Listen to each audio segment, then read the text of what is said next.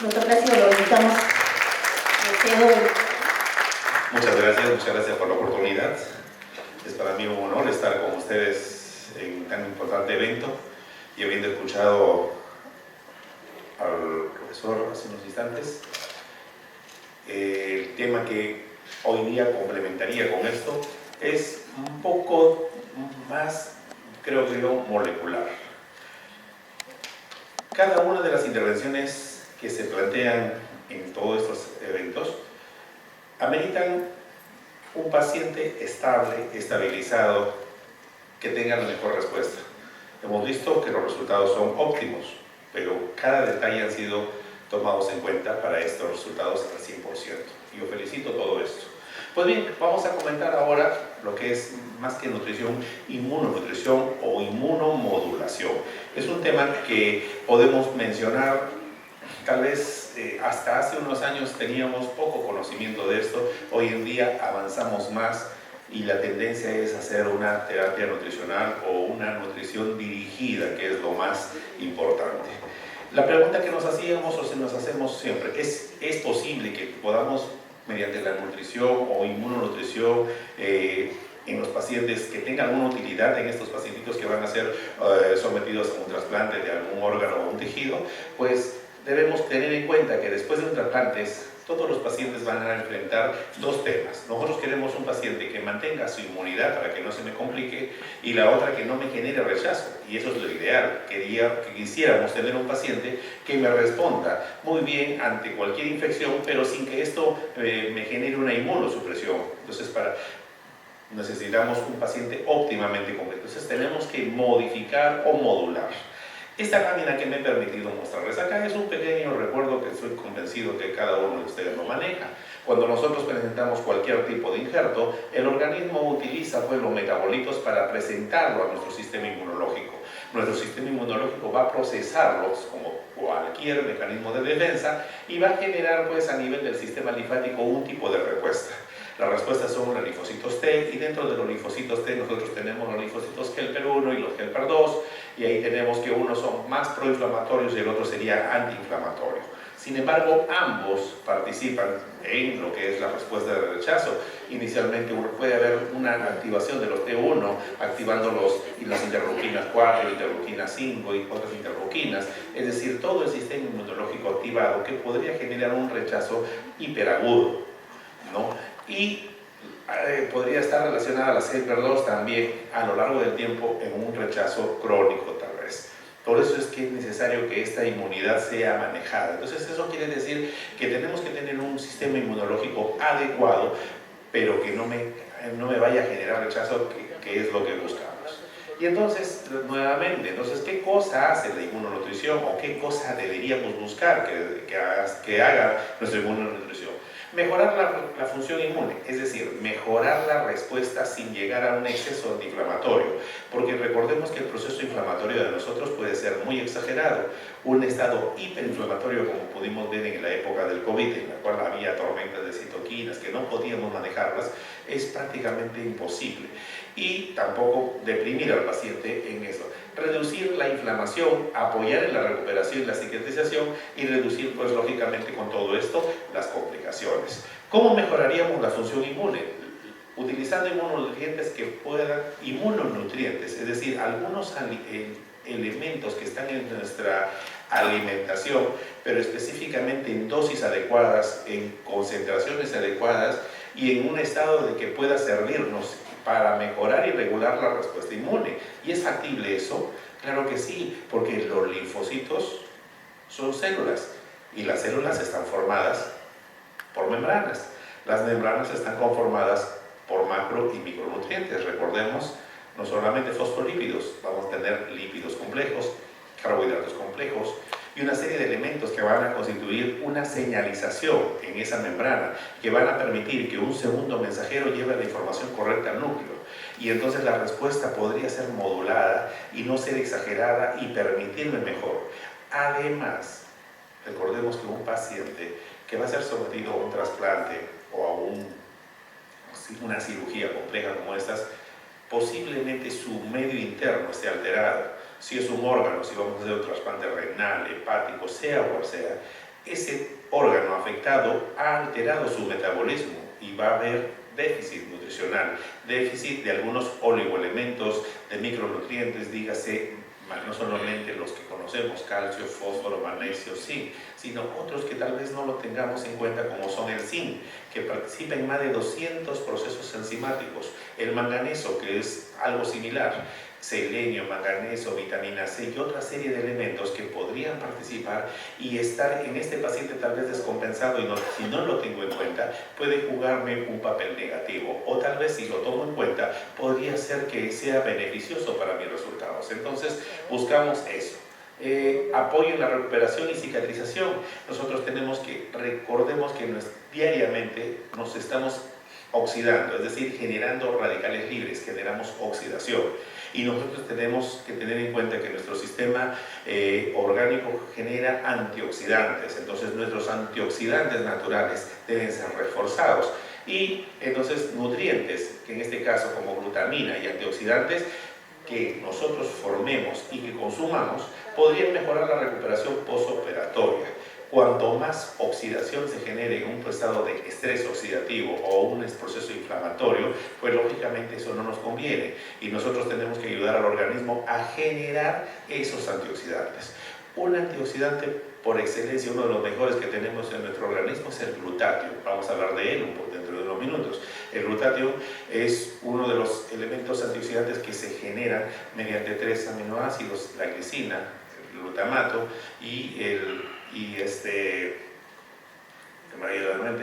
pero se forma a partir del metabolito de la vía de las pentosas. Y esa vía de las pentosas requiere energía, requiere vitamina B1. Es decir, nosotros vamos a formar glutatio, un antioxidante, pero necesitamos glicina, glutamato y cisteína. Ese es y la cisteína. Y es importante la cisteína. ¿Y esa cisteína dónde la obtengo? Cuando utilizamos el N-acetilcisteína. Pero eso lo usamos para mejorar la fluidez de la expectoración. No, en este caso se utilizaría como cisteína porque va a participar en ese proceso.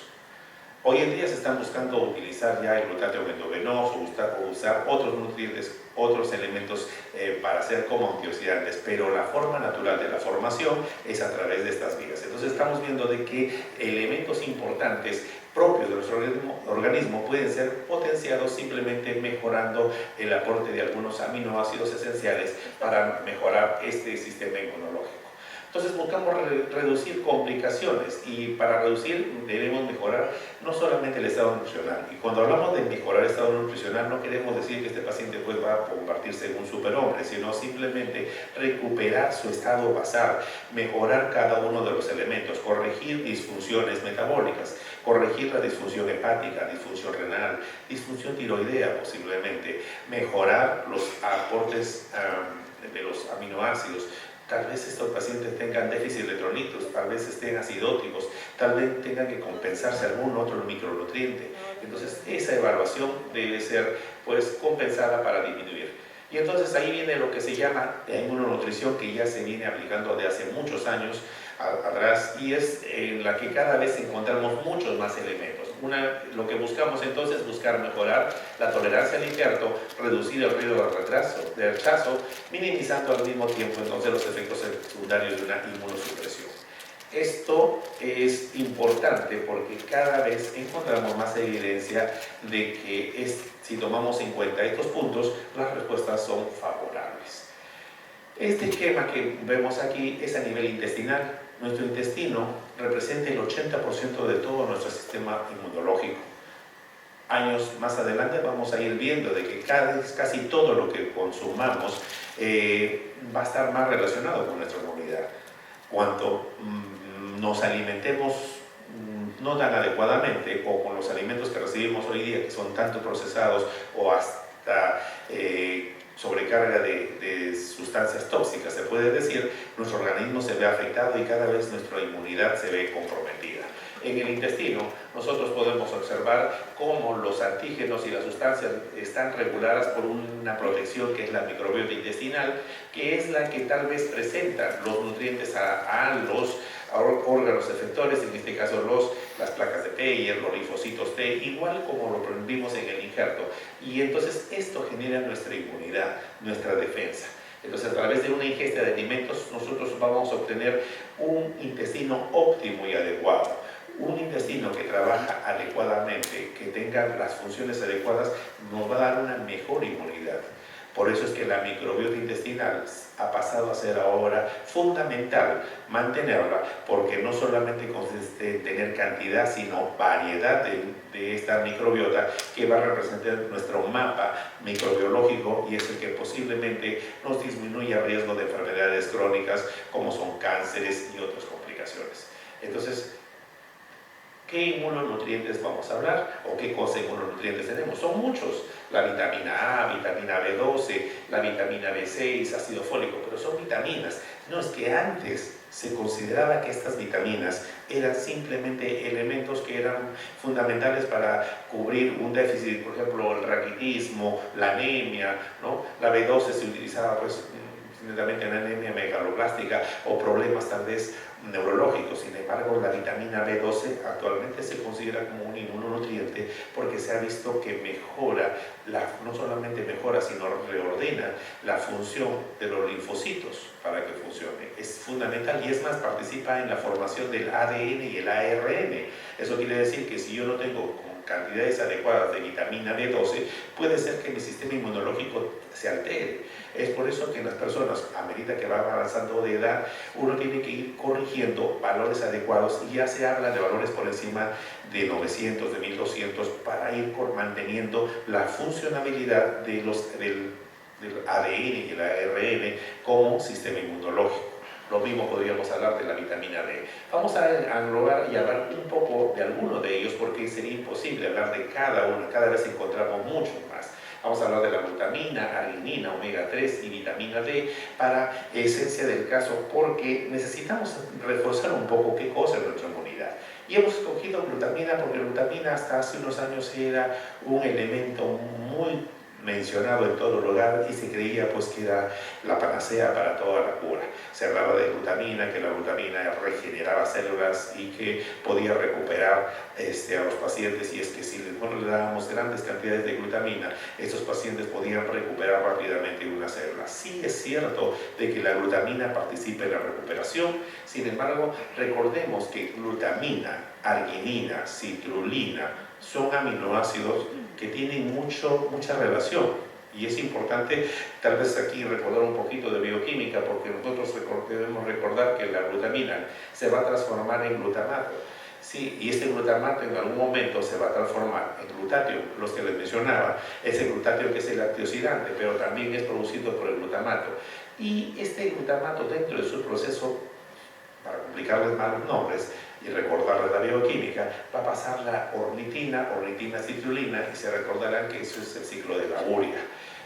Pero ¿qué tiene que ver esto aquí? Que es importante, por ejemplo, que nosotros debemos manejar un elemento que es fundamental, que son las proteínas. Recordemos que las proteínas están formadas por aminoácidos y los aminoácidos, el grupo amino NH2, rápidamente se puede transformar en determinadas circunstancias en NH3, amonio, o NH4, amoníaco. Es por eso que es fundamental la función del hígado, que hace quitarle una amina y pasársela a otra, y ese proceso de transaminación hace que capture la glutamina estos elementos para pasárselo al ciclo de la urea y ser eliminados sin causar daños. Una disfunción hepática, un proceso infeccioso, cualquier elemento que altere la función del hígado puede alterar esta función y esta glutamina no funcionar adecuadamente.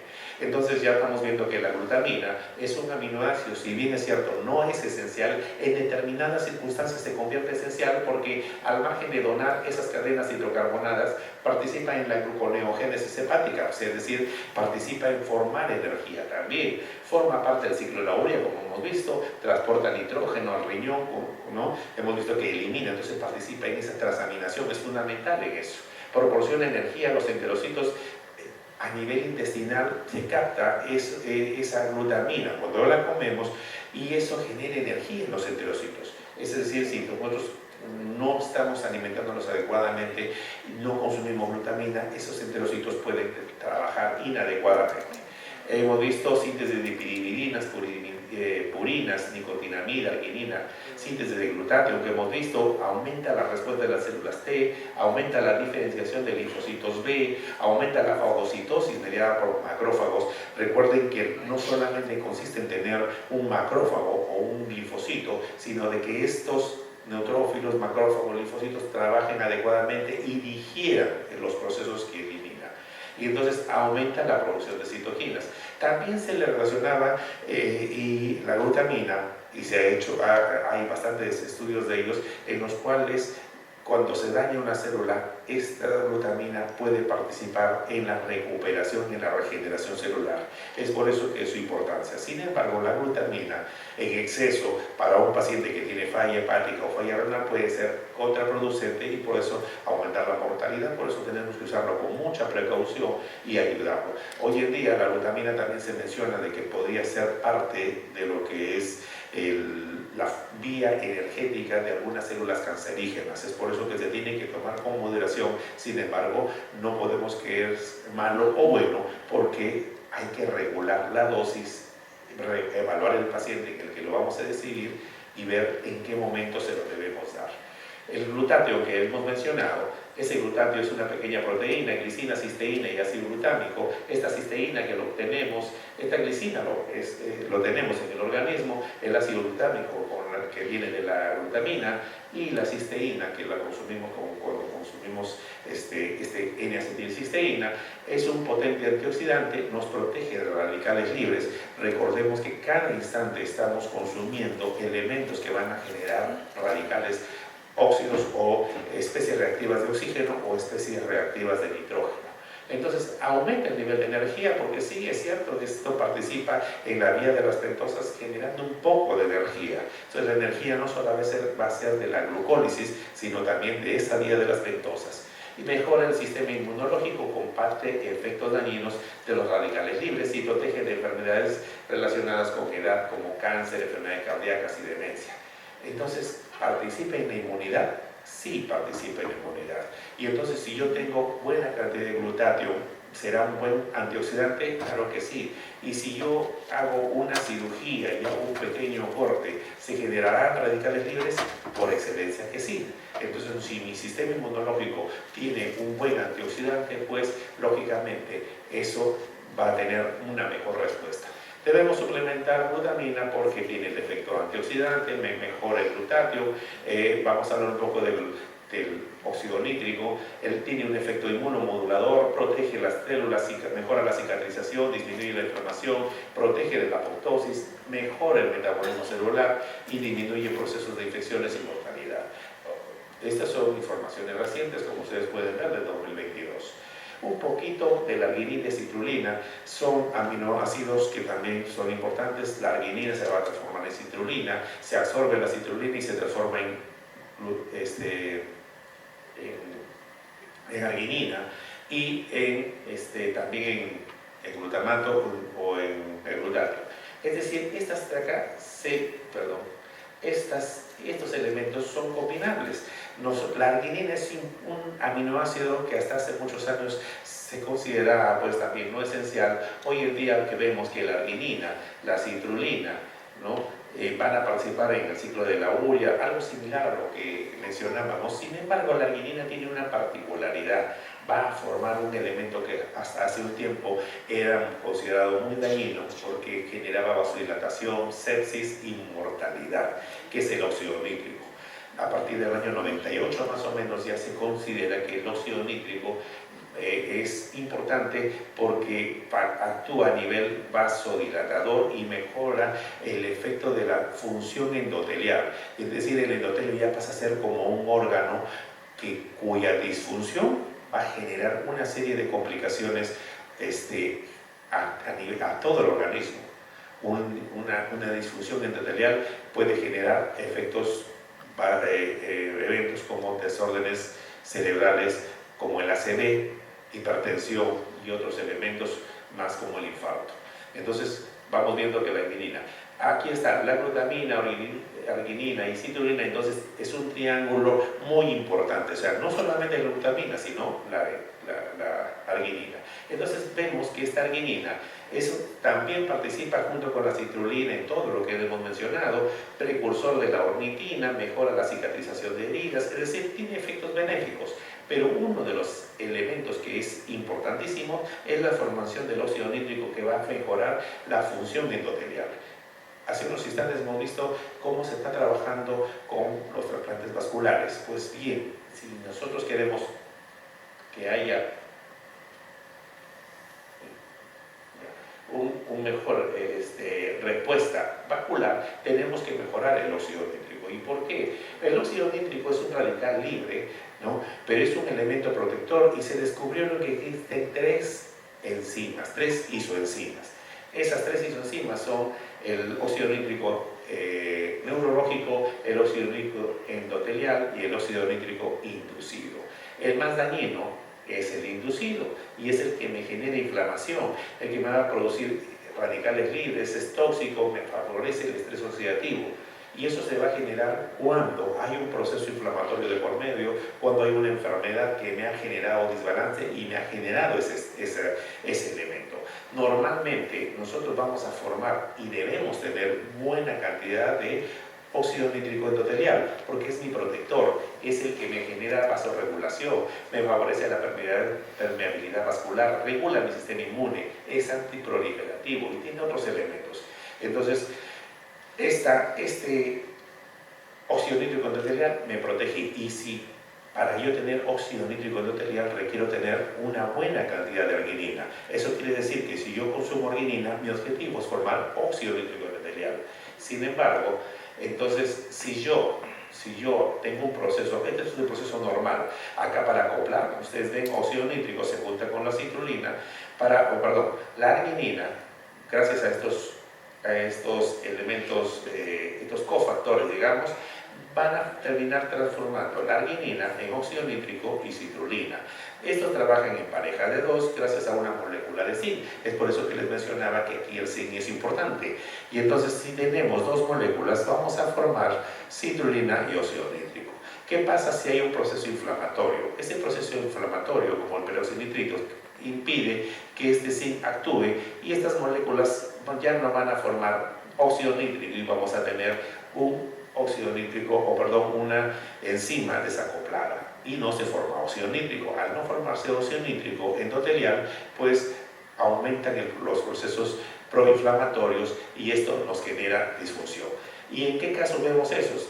Tabaquismo, insulinoresistencia, hipercolesterolemia. Recordemos que los periodos de hipercolesterolemia se asocian con LDL elevado, pero no cualquier LDL, sino aquel LDL que se me oxida, porque yo puedo tener LDL no oxidado, pero si estoy en un estado de hiperinsulinemia, estados oxidativos, pues esto se va a generar y se va a oxidar. ¿Y qué va a alterar?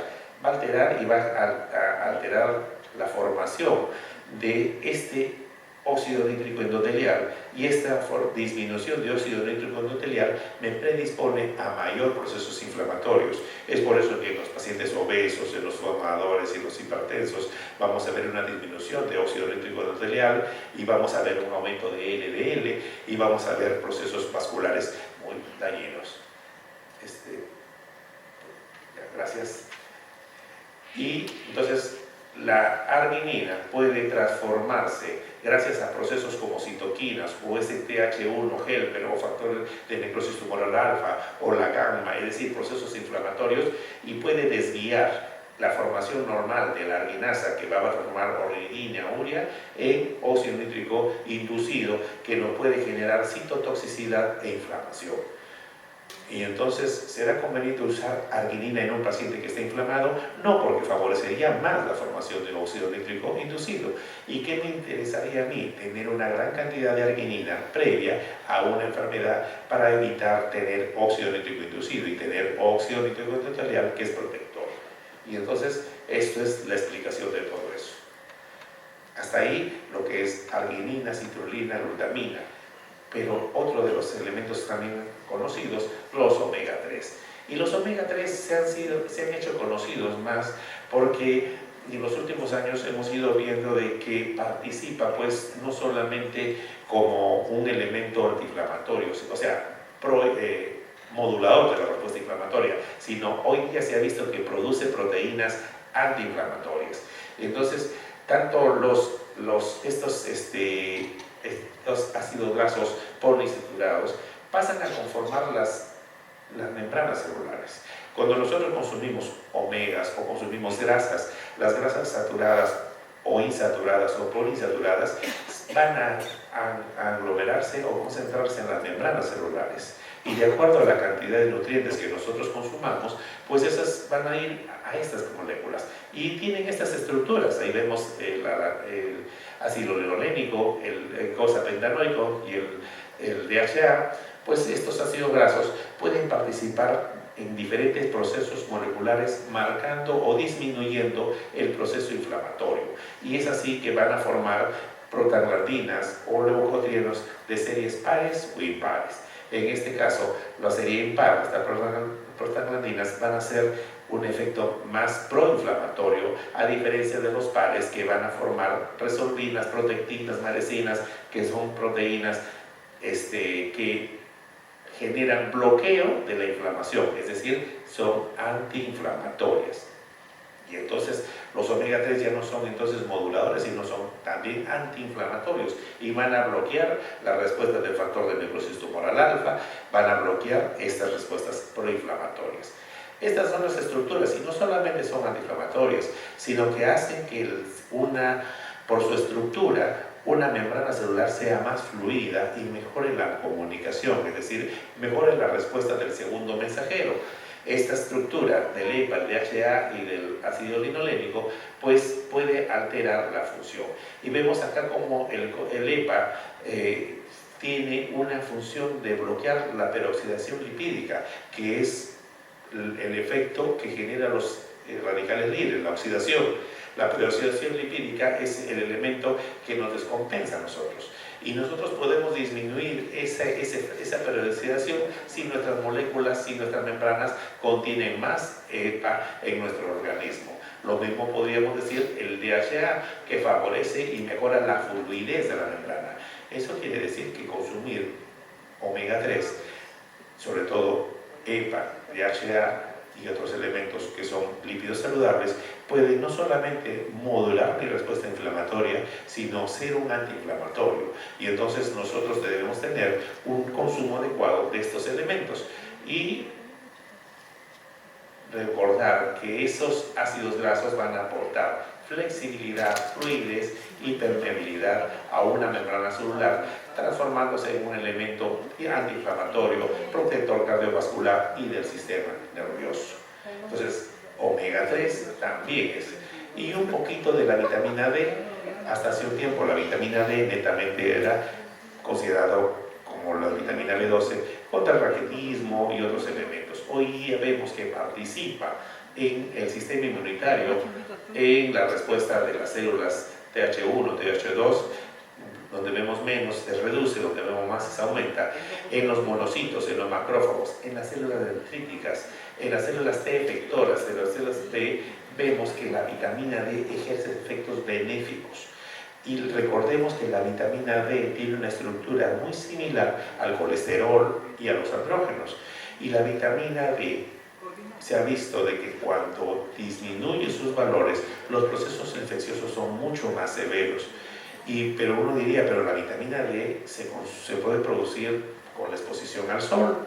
Pero hay muchas personas que por su condición de enfermedad están en cama, están en cuartos oscuros, en cuartos en los cuales no caminan.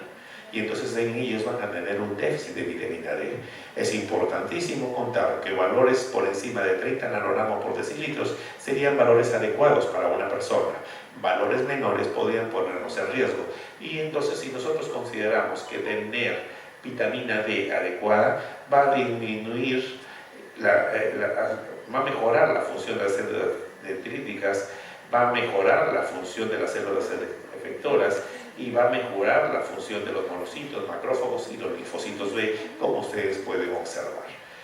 Y podríamos hablar de cada uno de más, la vitamina B1, de la tiamina, del selenio y otros elementos, pero importante es que cada uno de estos círculos que ustedes ven, vitaminas A, D, participan en diferentes etapas de lo que es el sistema de inmunidad. Ahí vemos desde la piel al sistema inmunológico de inmunidad mediada por células, inmunidad humoral, es decir, ya es mucho más grande la participación de vitaminas, minerales, oligoelementos en lo que es sistema inmunológico.